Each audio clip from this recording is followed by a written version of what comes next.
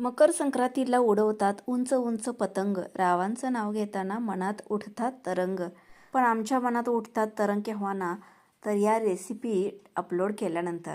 मकर संक्रांती दिवशी बायकांना वेळच पुरत नाही, कारण सकाळी पुरणपोळीचा स्वयंपाक बनवायचा, त्याच्यानंतर संक्रांतीचं पूजन करायचं, हळदी कुंकवाचं वाण तयार करायचं, मंदिरामध्ये ओवासायला जायचं, हळदी कुंकवाला बायकांना बोलवायचं, बायका आपल्याला बोलवतात तिकडं आपण जायचं. त्यामुळे मकर संक्रांती दिवशी दिवसभर लगबग सुरू असते आणि एकीकडे तिळाचे लाडू, तिळाची चिक्की बनवायला घेतलेली असते. मी पण आज इथे तिळाचे लाडू आणि चिक्की बनवायला घेतलेली आहे. मुलांना विचारलं, एक जण म्हटलं लाडू बनव, एक जण म्हटलं चिक्की बनव. चला म्हटलं दोन्ही पण बनवूया.